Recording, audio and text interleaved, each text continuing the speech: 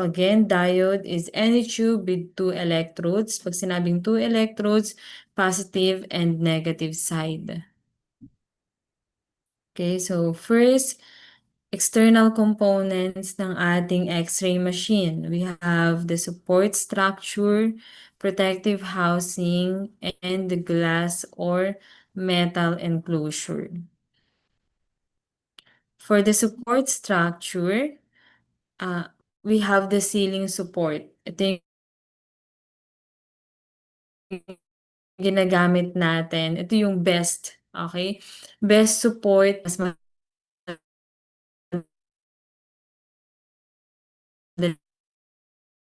itong gamitin and link support. So it consists of two particular sets of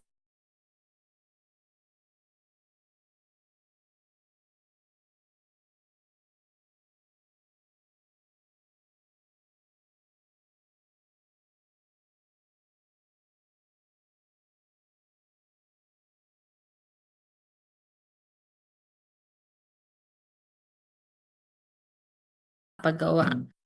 Okay, kaya minsan, ang common na makikita niyo sa mga hospital and sa clinics is floor to ceiling mounted. But yung best support structure is the ceiling support. Okay, so most frequently used, lalo na sa malalaking hospital, sa mga big hospitals and big private hospitals. Okay, so it allows both longitudinal and transverse travel of the X-ray tube. So, flexible support structure po ang ating ceiling support. Then ito, yung common, the floor to ceiling support, common sa mga clinics. It consists of a single column with rollers at each end kasi may nakakonect din sa upper part, okay, na support. Kaya dalawang rollers. The X-ray tube slides up and down the column as the column rotates. Okay, yung pag-rotate ng column limited lang. Okay, kaya hindi siya ganun best gamitin pag trauma patient kasi 'di ba pag trauma patient hindi po yung pasyente yung mag-a-adjust pag in-X-ray natin, okay? We adjust the X-ray tube and the table. Then last support structure, we have the C-arm support system. Then meron siyang ibang variations, L-arm, meron ding U-arm. So it depends kung ano yung shape, okay? So ginagamit to with help ng ceiling mounted system. So pag nakita kayo nito, usually ginagamit to sa operating room. Okay? Kasi sa operating room, 'di ba, isa lang yung magiging posisyon ng pasyente. Okay, pag lalo na sa mga may mga fracture, okay? So, kung ano yung posisyon ng pasyente habang ginagawa yung procedure, then pag kailangan na ng help, okay, ng diagnostic machine natin, ang ginagamit natin is yung C-arm. Okay, kasi eto, kaya niyang mag-X-ray or mag-pass through ng X-ray, AP, PA, lateral, kasi namamanipulate natin yung machine. Okay, so pwede siyang under the table, pwedeng sa side ng table, pwedeng on top of the table. Okay, so best ang C-arm support system sa mga operations, okay, sa operating room.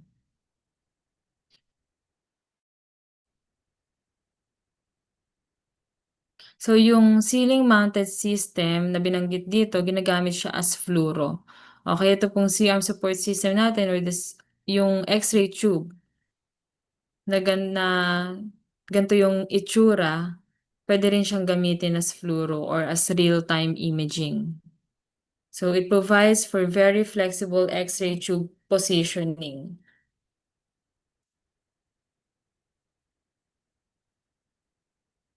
Lumipat. Okay, so meron tayong tinatawag na detent position. Okay, so ito po yung position ng X-ray tube pag hindi siya ginagamit. Ito yung proper resting position ng X-ray tube natin. So, when X-ray tube is centered above the examination table at the standard SID, hindi po pwedeng iiwanan nyo lang yung X-ray tube. Kung, like for example, nag-X-ray kayo ng PA, okay?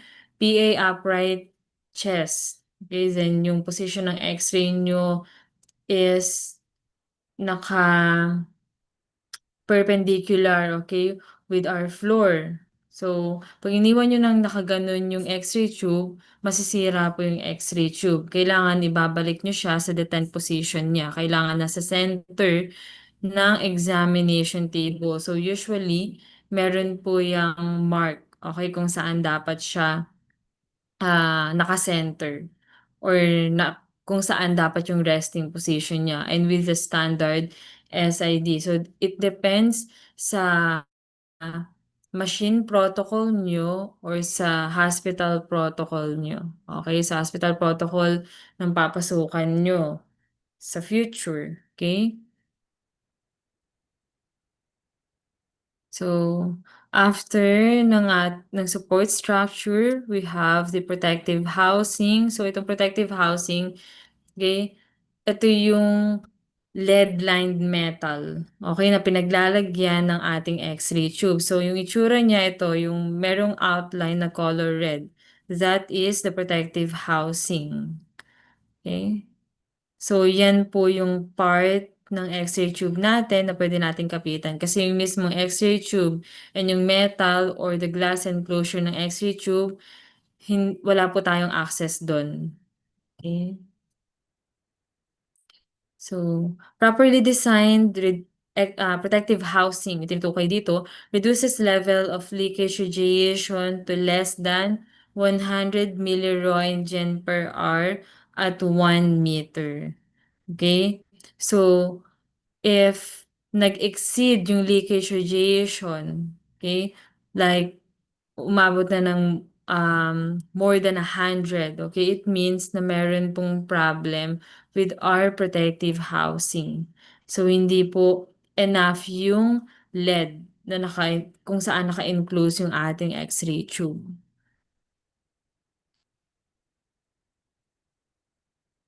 So, protective housing guards against excessive radiation exposure and electric shock. So, lahat naman tayo aware na pag nag-produce po or nag, tama, okay, nag-emit ng X-ray, yung ating X-ray tube, it emits X-rays isotropically or in all directions. Okay, so yung mga X-rays na hindi naman sa window nag-exit, okay, dadagdag lang siya as radiation, additional radiation exposure sa mga personnel, okay, and sa ating pasyente.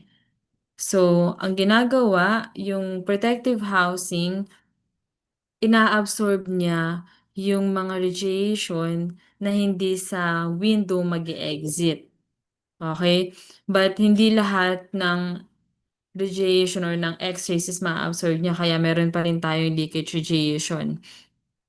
And yung leakage radiation na acceptable lang is kailangan less than 100 milliroentgen per hour at 1 meter. Okay? Then it also, the protective housing also guards us sa electric shock. Okay, kasi before common yan. Before kasi walang protective housing nung panahon pa ni Ro and Jen. Okay, kitang-kita nyo talaga yung X-ray tube. And because of that, sobrang taas nung excess radiation na na-absorb ng healthcare personnel and ng patient.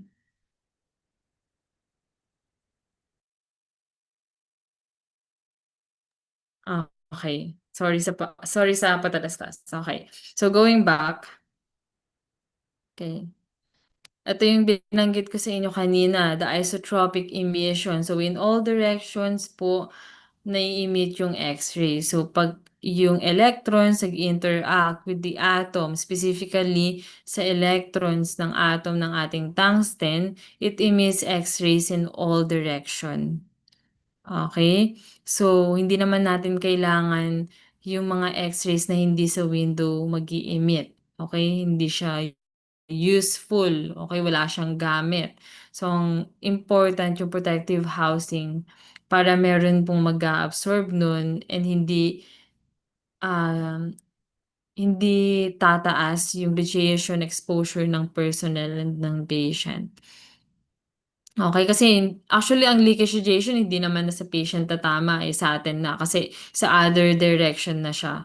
So, it's important na malayo ka sa pasyente mo. Of course, hindi naman puwedeng mag-X-ray ka, nakatabi ka ng pasyente mo and nasa loob ka ng control console, nasa likod ka ng protective barrier natin because meron pa ring leakage radiation.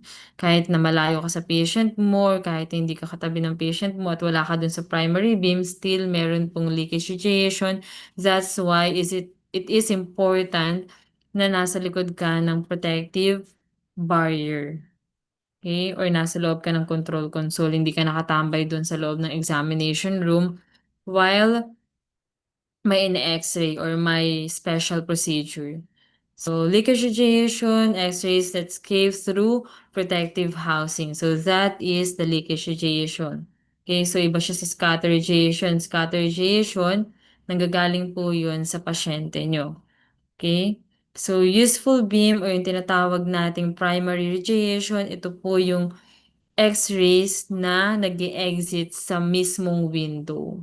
Okay, kaya siya tinawag na useful kasi magagamit natin siya to produce a diagnostic image of the region of interest ng pasyente natin. Okay? Other term ng useful beam, primary radiation. Remnant radiation naman yung tawag pag yung X-ray nag-interact na with the patient. 'Di ba? Pag nag-interact siya sa patient, mag-e-exit siya sa patient natin, ngayon yun yung mag-i-interact with the image receptor. Yung mag-e-exit sa patient, ang tawag dun ay remnant radiation. Hmm.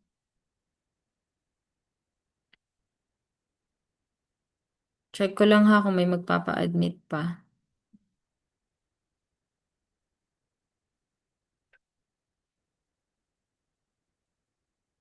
Okay. So, meron pong three functions ang ating protective housing, okay?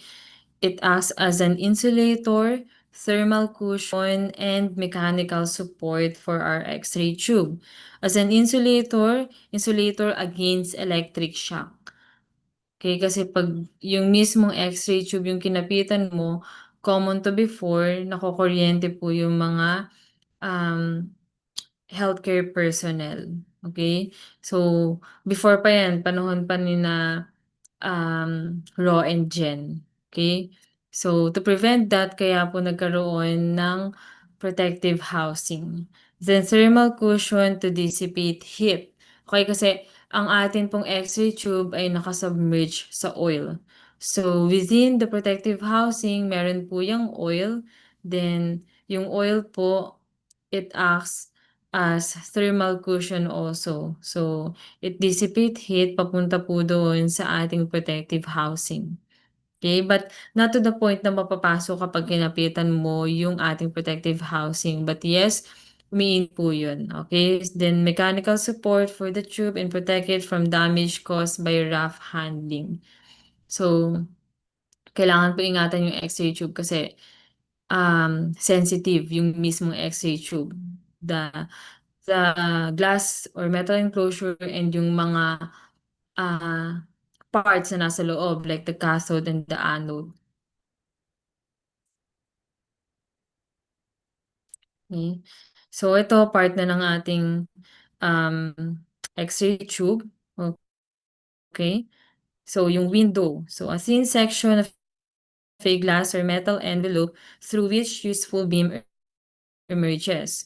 So kung makikita nyo, wait lang, may malaking picture ito eh. So ayan po yung window. Okay. Kung saan nag-e-exit yung ating primary or yung useful beam. Nakita ba yung drawing, yung color red na circle? Nakikita po ba? Okay, thank you so much sa mga sumagot. Okay, so 'di ba I asked you na kailangan, ilalagay niyo rin yung mga measurement, yung mga parts, yung mga important parts. So ito pong ating window, ang size niya is 5 centimeters squared. Okay, so yun po yung size ng ating window, 5 cm squared. The next part is the glass or the metal enclosure. So it contains the X-ray tube and its components. Yung components na tinutukoy dito is the cathode and the anode. First, yung glass enclosure.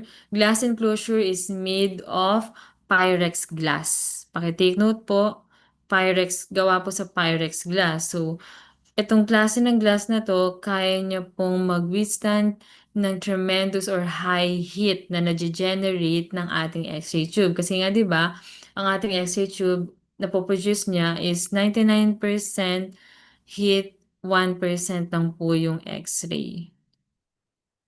So, kailangan yung mga parts ng ating X-ray tube is hindi matutunaw because of heat. And this Pyrex glass, ginagamit din siya sa mga cookware. Okay, yung mga pwede mong gamitin like kaya niya yung sa direct heat. Okay, so disadvantage ng glass enclosure, more likely to fail kasi nga it is a glass. Mas matibay pa rin ang metal. Dalawang klase guys. We have the glass or metal enclosure. The glass enclosure is more likely to fail and mas maiksi yung tube life ng glass enclosure. But the glass enclosure ay mas common. Okay, kasi mas onti yung naa-absorb niya na X-ray. Still meron pa rin kasi itong naa-absorb na X-ray kasi nga 'di ba, ang glass enclosure or yung mismong window is an inherent filter ng X-ray natin. Inherent filter po ng X-ray tube natin ang glass enclosure or yung window mismo. So, ang inherent filter natin, ang katumbas niya is 1 millimeter aluminum, okay? Then the metal enclosure, so it maintain constant electric potential between the electrons of the tube current and the enclosure. So it is this enclosure is best para po maiwasan natin yung mga off-focus X-ray.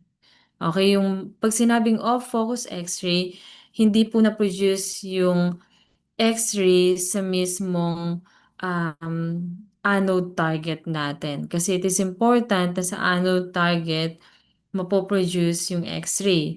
So, may mga electrons kasi na 'pag nag-travel from cathode to anode, nagfa-fly off sila doon sa,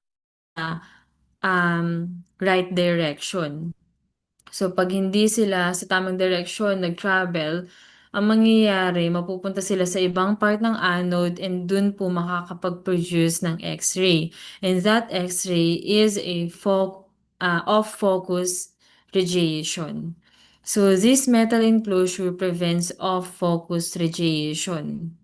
Okay, kasi it maintains constant electric potential, specifically negatively charged. 'Di ba, yung electrons natin ay negatively charged. Okay? So, ang ginawa nila para po hindi ma-attract or magkaroon ng off focus or mag-fly off yung electron sa ibang part dahil nga na-attract siya sa mga positively charged part, ginawa nilang negatively charged itong metal enclosure. Okay? Para, um, tawag dito, yun, ma-prevent yung off-focus radiation and hindi attracted yung electrons dun. Okay? So, magkakaroon ng, what do you call that? Negative electric potential between the two. Okay? The metal enclosure and the electrons. So, ang atin pong, ah Focusing cap, negatively charged din siya, okey? Para po naka-focus, kaya siya tinawag na focusing cap, para po naka-focus yung electrons directly sa ating anode target. So, advantages ng metal enclosure, less likely to fail and longer tube life. Then next, internal components na tayo. For the internal components, we have the cathode and the anode. For the cathode, nandiyan po yung ating filament and yung ating focusing cap. And for the anode, nandiyan po yung ating target. Okay. So, for recitation, my first question for tonight, okay, gawa sa anong element ang ating filament and ang ating anode target? Please type sa chat box your answer, okay? Paki-type na lang sa chat box yung sagot. Gawa po sa anong element ang ating filament and ang ating anode target?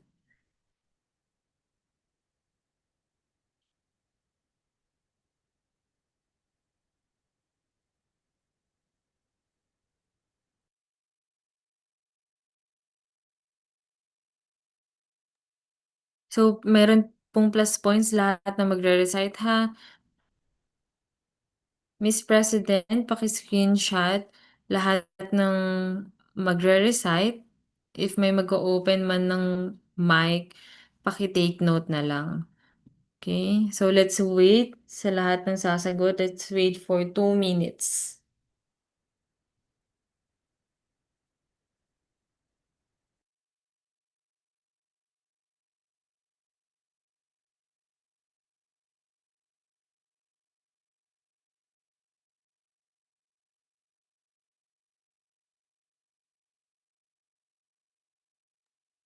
Okay. So, yung material po na ginagamit for our filament and for our anode target is tungsten. Okay, so my next question is, ano pong atomic number ng tungsten? What is the atomic number of the tungsten?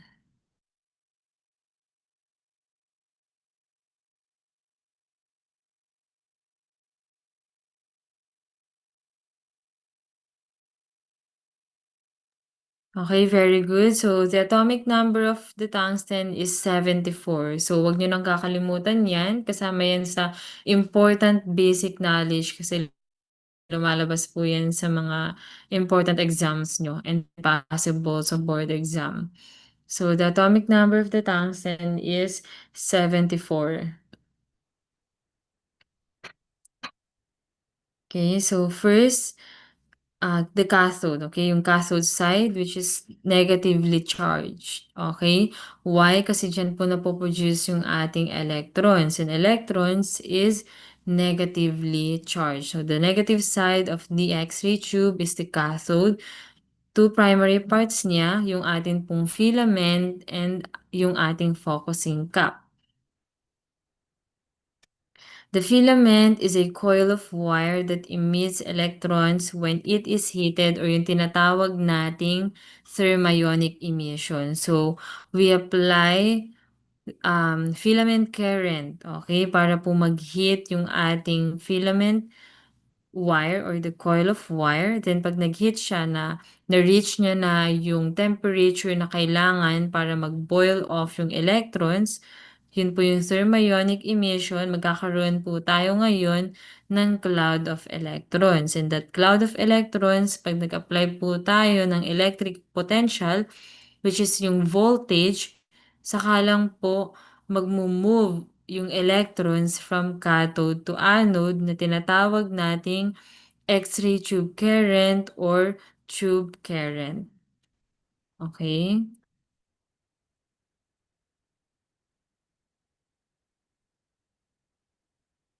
Okay. So, gawa ba saan yung ating filament? So, ang ating pong filament ay gawa po sa thoriated tungsten. So, meaning meron pong additional na 1 to 2% thorium. Kaya po siya tinawag na thoriated tungsten. So, bakit po nag-a-add ng thorium? So, it enhances the efficiency of the thermionic emission and it prolongs tube life. Okay, kasi mabilis pong masira 'tong filament kasi sobrang liit niya lang and sobrang nipis. So, 'pag nag-add ka ng high heat or naglagay ka ng high heat by filament current, ang nangyayari yung iba natutunaw, okey, yung filament, napipigtas, okey? Nasisira yung X-ray tube. So, to prevent that, we add thorium. We add 1 to 2% thorium, okey, to enhance the efficiency of the thermionic emission and para po maiwasan yung, pagkatunaw nung ating filament by high heat. So again, tungsten, made of tungsten. The atomic number of tungsten is 74 and ang melting point po ng tungsten ay 3,410 degrees Celsius. Paki-take note po na ang melting point ng tungsten ay 3,410 degrees Celsius. So, pag above 3,410 degrees Celsius yung binigay mong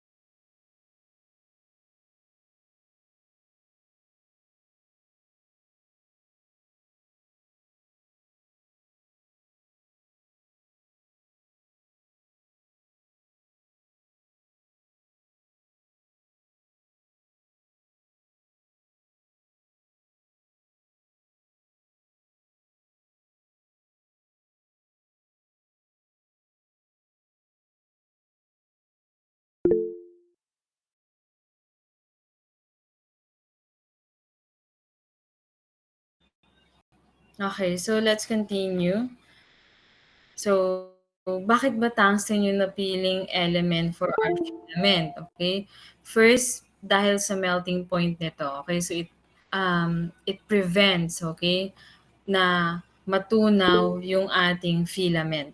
Okay, kasi ang taas ng kanyang melting point. Meron siyang melting point at 3,410 degrees Celsius, and it provides higher thermionic emission. Kasi nga, pwedeng magbigay up to 3,409 degrees Celsius na heat.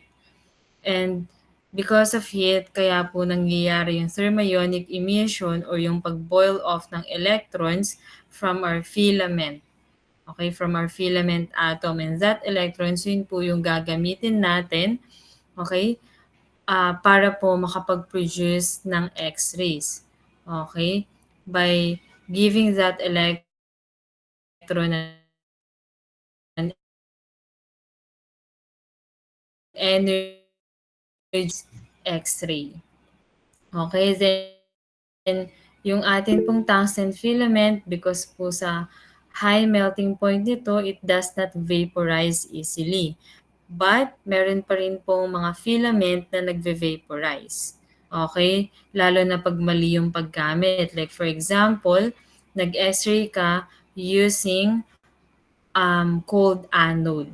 Okay? Kasi 'di ba wino-warm up natin yung mga machine natin. Yun po yung reason kung bakit tayo nagwo-warm up ng mga machine. Okay? Pag hindi po na-warm up ng maayos yung machine, ang nangyayari, okay, nagagamit natin yung X-ray tube natin ng malamig siya. Okay, 'di ba pag nag-introduce ka ng high heat sa sobrang lamig na gamit, ang nangyayari nagka-crack. So, ganun po yung nangyayari sa ating filament, okay? Nagve-vaporize naman yung ating filament pag ginamit nyo ng sobrang lamig. Okay, and meron pong mga ibang material na pag in-expose nyo sa high heat, nagve-vaporize. Okay? So, pag nag-vaporize, nagko-cause po ng tinatawag nating arcing or arcing and can lead to tube failure. So, ito pong yung na-vaporize na filament or yung tungsten filament, ang nangyayari, nagkikling sa ating window. Okay? Pag nagkling sa window, usually ang itsura ng mga X-ray tube na nasira because of vaporization of the filament, ang itsura niya, yung glass enclosure is color black. Okay? Kasi nagkling doon yung ating tungsten. Yung na-vaporize na tungsten filament nagko-cause para ma-absorb niya rin yung X-ray. So, bumababa po yung performance capacity ng ating X-ray tube. Bumababa yung nababawasan yung X-ray na dapat enough para sa specific procedure. Ang nangyayari, mag-i-increase tayo ng technical factors to compensate because of the vaporization of tungsten filament.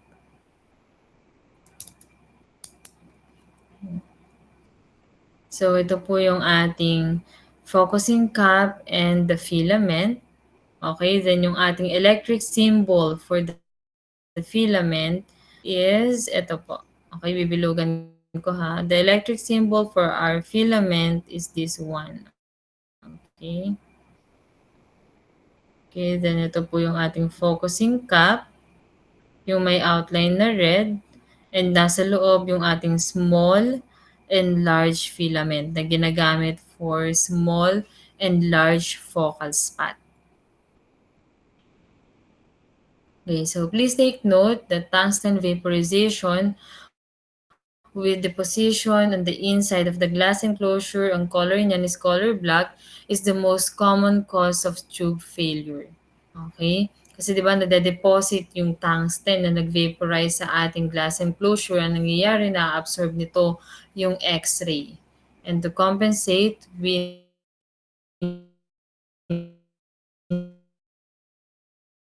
more tube failure. The X-ray tube current is adjusted by controlling the filament current. So when you increase the filament current, the X-ray tube current will also increase. Okay, next part of our cathode side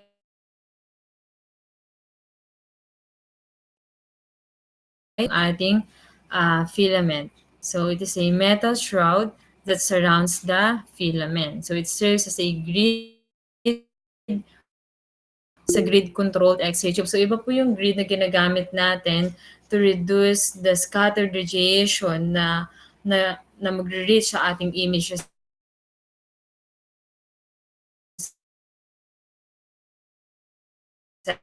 receptor. This madalas sa mga dental X-rays. Okay. The electron sa ating anode target.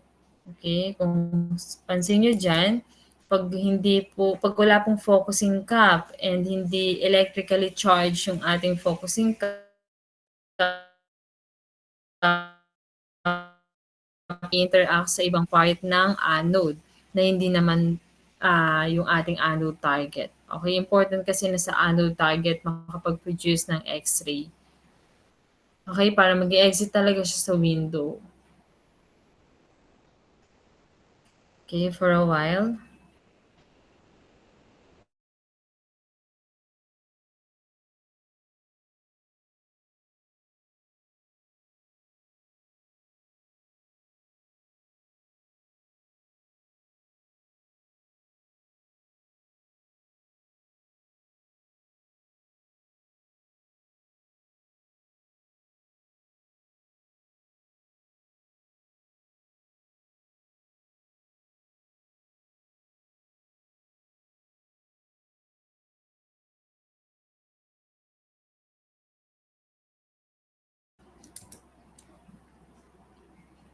Okay, then meron tayong tinatawag na space charge. Ito po yung cloud of electrons after thermionic emission.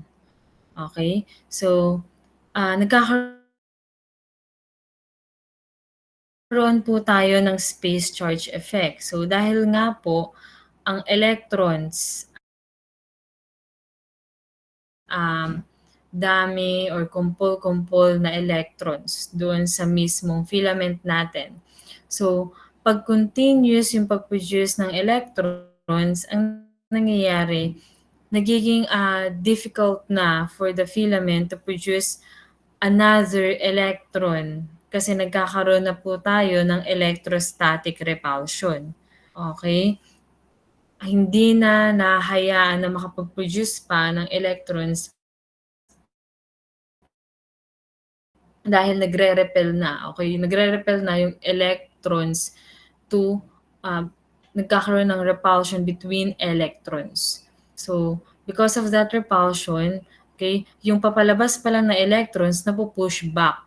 Nababalik siya doon sa kanyang electron cloud, okay? So, nagiging difficult na for the tungsten filament to produce additional electrons. Okay? So that is the space charge effect. Okay? And that space charge effect, yun po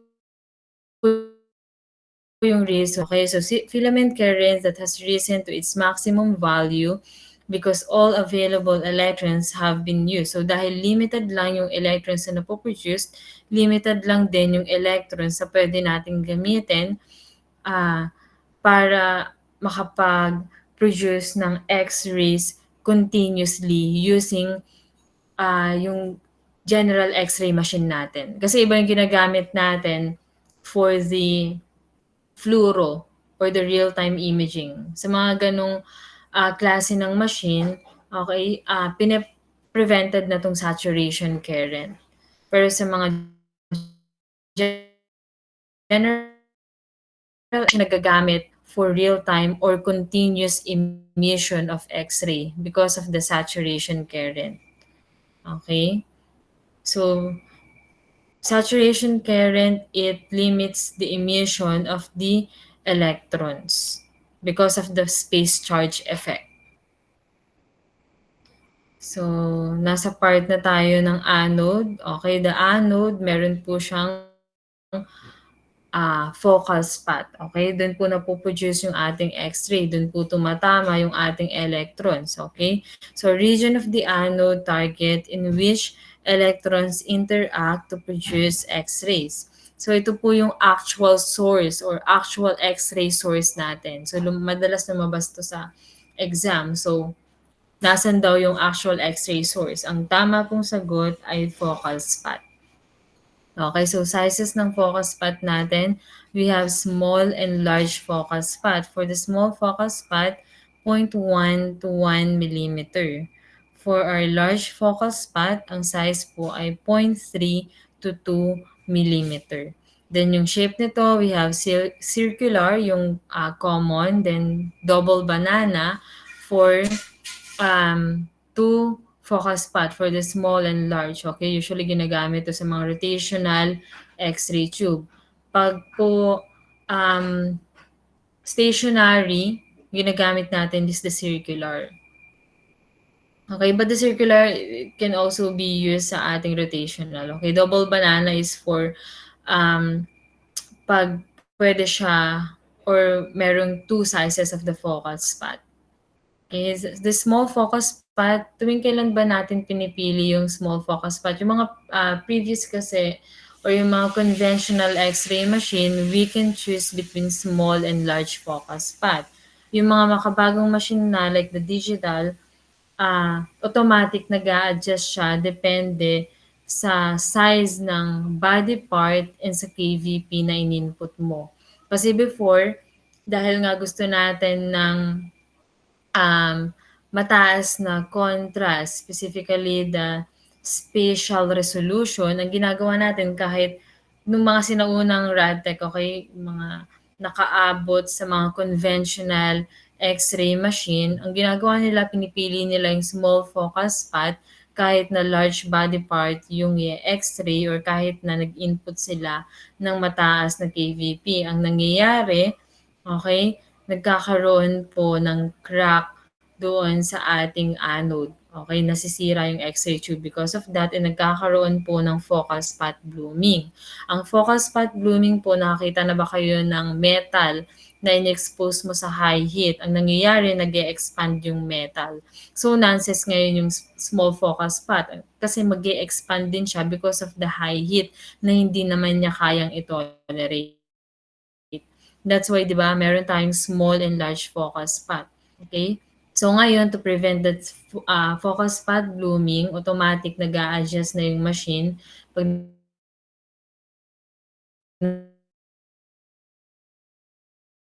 nag-input ka ng mataas na KV, kanyang thickness, automatic nag-a-adjust siya into large focal spot.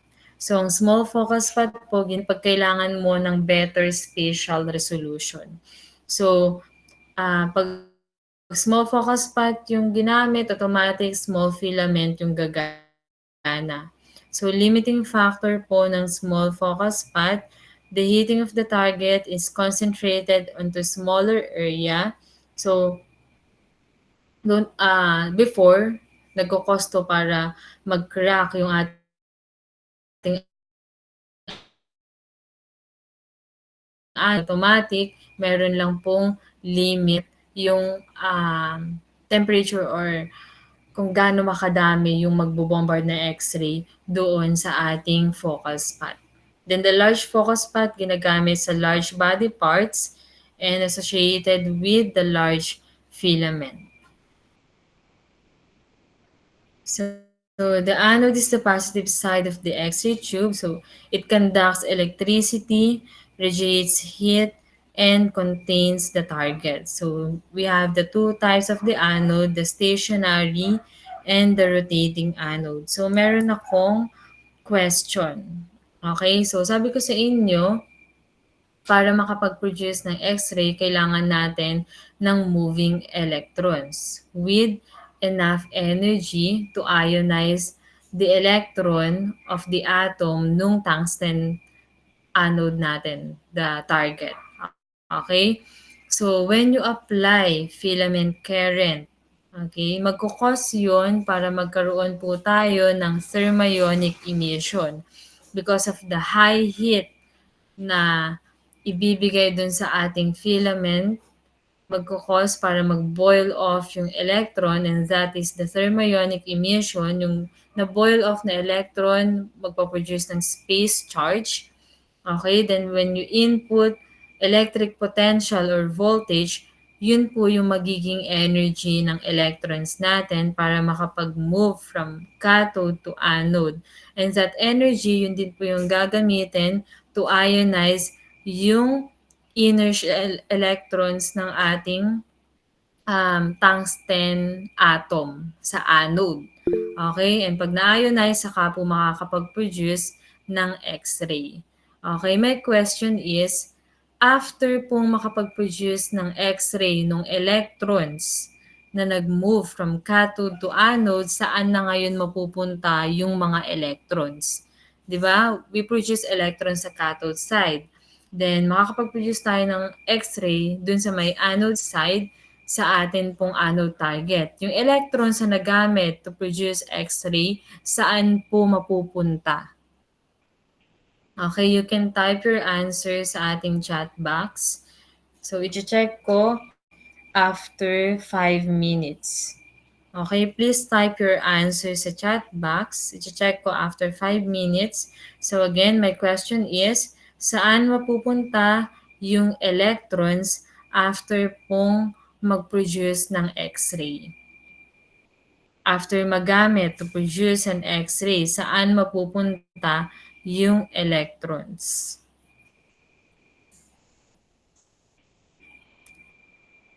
So, Miss President, paki-screenshot lahat ng sasagot or magcha-chat ng answer niya sa ating chat.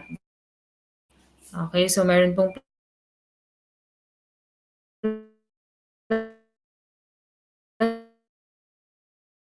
station. So, paki-chat sa chat box yung answer nyo. Okay, so maghihintay ako 5 minutes.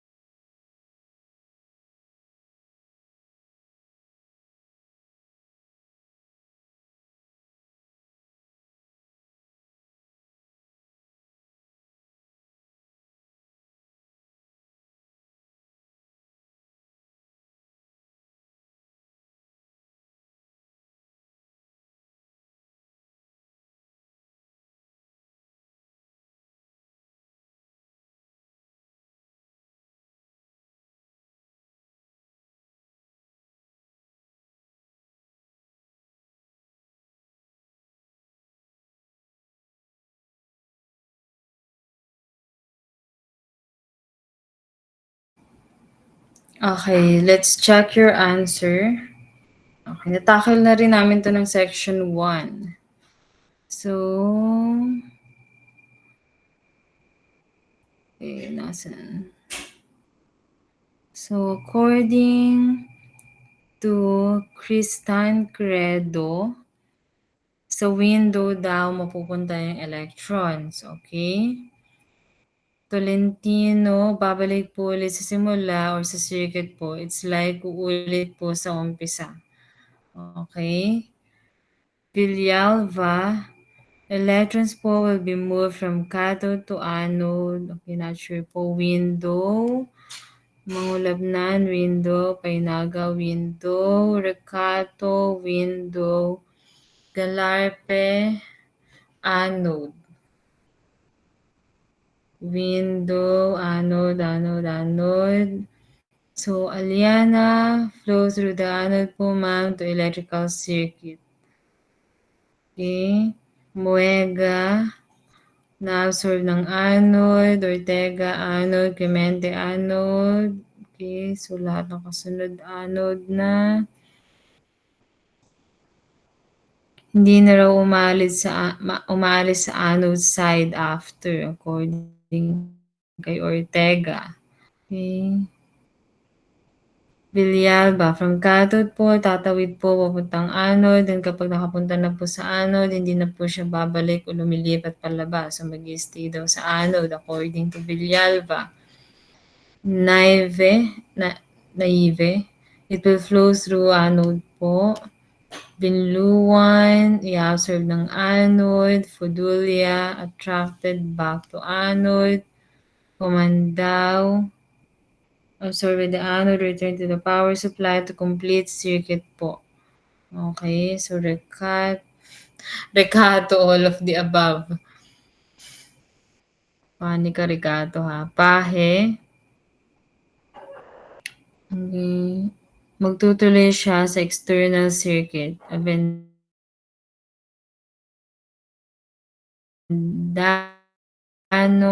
spot direct the electrons precisely to the anode to reduce causing space charge. Okay, guys. Okay, so Miss President, paki-screenshot lahat ng sumagot and lahat ng answer nila. Paki-compile and paki-send sa GC mamaya. Okay? So, lahat po ng tama ang sagot.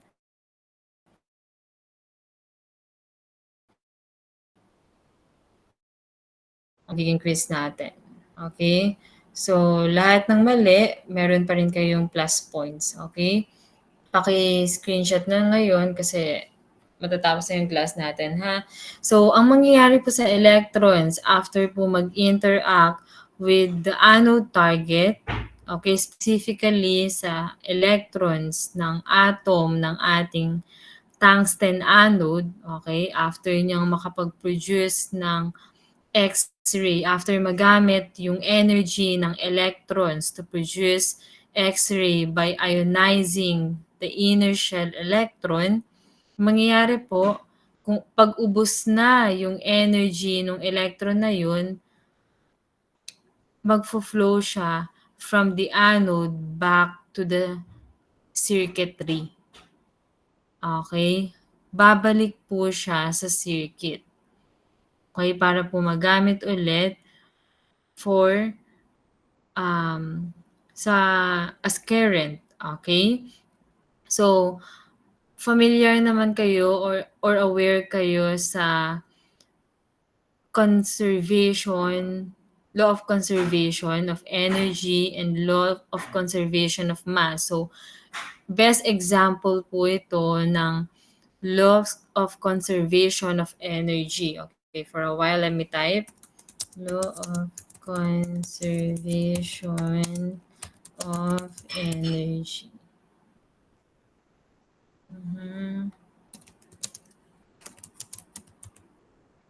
Law of conservation of energy and law of conservation of mass. So this one is best example of law of conservation of energy. So what is law of conservation of energy? Paki-type yung answer sa chat box. Paki-type po yung answer sa chat box. What is the law of conservation of energy? So, lahat po ng sumagot nababalik sa circuitry yung electrons, okay? So, after po magamit yung energy ng electrons to ionize the inner shell electrons of the atom of our tungsten anode target, okay? Babalik po siya ulit sa circuitry. So, pakitype po yung law of conservation of energy. So, ano pong meaning nun?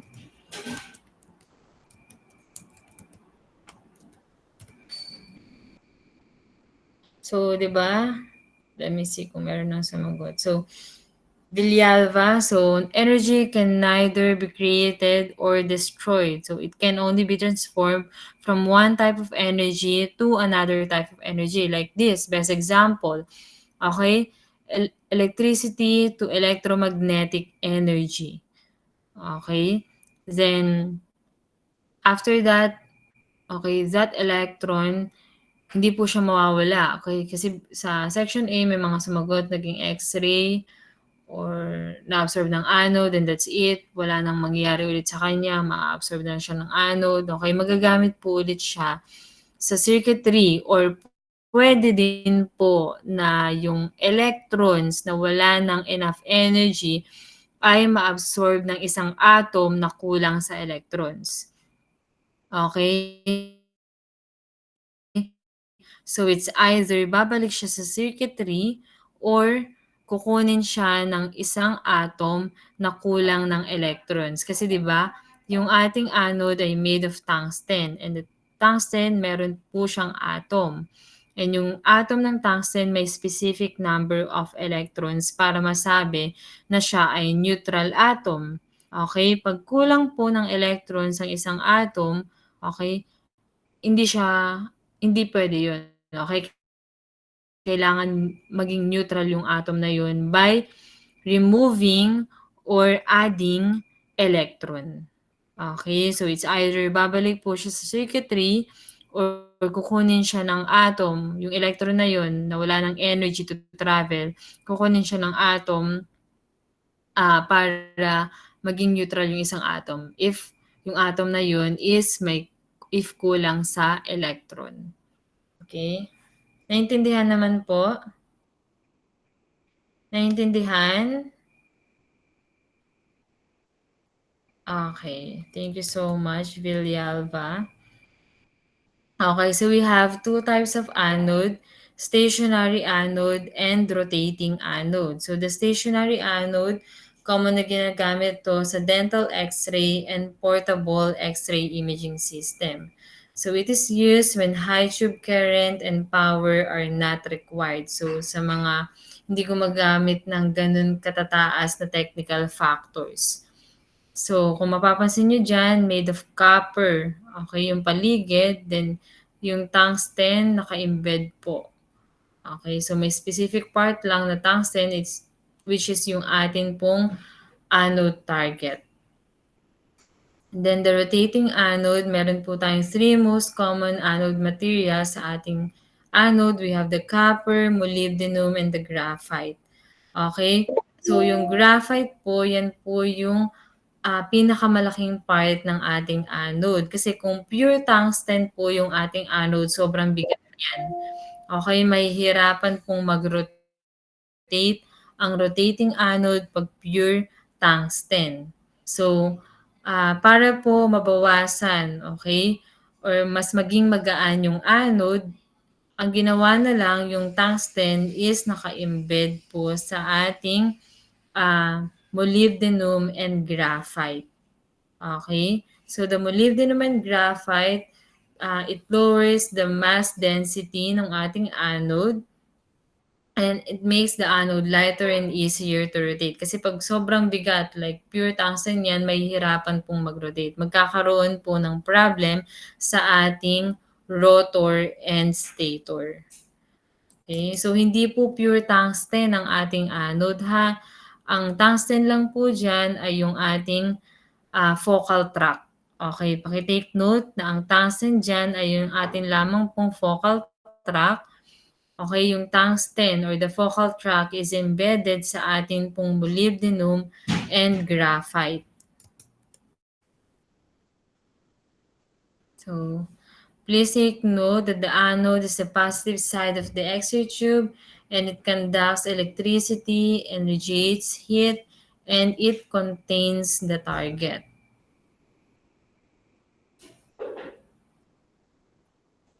Okay. So, stationary anode used when high tube current and power na ulit lang. So, this one ginagamit again sa dental X-ray imaging system and portable X-ray imaging pag hindi po kailangan ng mataas na technical factors. Okay? Pag sobrang taas na ng technical factors, ginagamit to sa mga special procedures o yung mga malalaking body part na or heavy na yung number ng patient. So, ginagamit natin for that specific procedures and number of patients and specific technical factors na matataas ay yung atin pong rotating anode. Okay, so ito po yung ito yung itsura ng stationary anode, then ito naman po yung itsura ng rotating anode. Okay? So, meron bang question? Meron question? If you have question, paki-type po sa chat box. Yung PPT natin, ise-send ko sa GC. Okay? Lahat ng gagamitin kong PPT after the discussion, ise-send ko sa GC. Then, magkakaroon po tayo ng quiz on Wednesday and activity. Then, review. Okay? So, magre-review po tayo ng mga na-tackle natin, then continuation po ng ating lecture. Okay? So, if you have question, paki-type na sa ating chat box. Then, Miss President, paki-send sa akin yung list ng lahat ng nag-recite, lahat ng umattend. Okay? So, yung answer din nila, kailangan ko yung answer nila sa mga naging question ko. So, if ilang items po quiz. So, iba-iba eh, depende, okay? So, sa ngayon, yung nagagawa ko pa lang na quiz nyo or yung meron pa lang ako na quiz nyo is 30-item quiz. Okay, so possible umabot pa yun ng 50 item. Okay, misidentification po ba? So, meron pong identification, may multiple choice, and meron din pong enumeration. Again, identification, multiple choice, and enumeration. Don't worry guys, every time na nagre-recite kayo, nag-accumulate kayo ng plus points. And that plus points, pwede nyo pong magamit. Like for example, bumagsak kayo sa isang quiz. Okay, pwede nyo po siyang magamit as additional points para po maipasa yung quiz. So, ayun, kaya iniengganyo ko kayo na mag-recite. Okay? And na mag-advance study para meron kayong sagot sa mga question ko every time na may question ako sa lectures natin. Okay? So, ano pang question? So, see you on Wednesday, guys. For exemption po sa question 3 kanina, same exam po ba siya sa exempted last week? Yes. Okay? So, pag dalawa na yung exemption mo, di kasi hindi ko kasi like for example, 2 beses ka na-exempt kasi hindi pa naman nakakapag-quiz. Okay? Isa pa rin yung magagamit mo unlike dun sa mga plus points. Kaya if exempted ka na, give chance to other class or other people or other students. Okay? So, dun sa mga exempted na, ma'am, pwede po ba magsagot kahit exempted na? Pwede naman, but yung, like for example, nasabi ko na-exempted ka last meeting. Tapos yung for exemption question ngayong araw ay ikaw din nakasagot, hindi siya accumulative. Okay na pwede mo magamit yung additional exemption mo sa ibang quiz. Okay. So, para lang mabigyan ng chance yung ibang student. But you can still answer. Puwede ko naman siyang gamitin as plus points mo. Okay. Ano pang question? Yung plus points puwede po nating ipunin, but yung exemption sa 'pag sinabi kong exempted ka sa quiz 1 and yung question ko ngayon is for exemption din sa quiz 1, hindi mo siya puwedeng gamitin sa quiz 2. For quiz 1 lang siya. Sasabihin niyo po ba kung sino mga exempted? Yes, katulad kanina, sabi ko yung makakasagot dun sa question ko about dun sa kung anong mangyayari sa electrons ay exempted sa quiz. Okay, kaya pina-screenshot ko yung mga sagot niyo kasi kung sino yung may mga tamang sagot, exempted sa quiz. Ma'am, as for the screenshot po nung sa Zoom, since nag-end po, na-save ko po yung whole copy ng chat. Okay, thank you so much. Okay. Pa-send na lang sa GC and pagawa na lang ako ng list, ha, Miss President. Thank you so much. Okay, meron pa bang ibang question before mag-end 'tong ating GMeet? So, meron pa rin tayong review. Okay, puwede nating ulitin 'pag meron kayong hindi naintindihan, at least mauulit natin sa review natin. Okay. Okay, thank you so much everyone. Okay, have a restful evening. Please stay safe and healthy. So ma'am, question lang po, if puwede na pong malaman yung final list ng first and second shift sa Wednesday. Thank you po. Okay, I will send it later, ha, hindi ko pa nafa-finalize, okay? Che-check ko pa rin yung sa section A para sabay sana kayo, ha? Don't worry, ifa-finalize ko before yung mismong class natin, okay? Later, send ko na. Okay, thank you so much everyone. I hope madami kayong natutunan. Okay, stay safe and healthy. Okay, mag-vitamins kayo and magpahinga. Okay? God bless everyone. Bye-bye. See you on Wednesday. Walang absent. See you. Bye-bye.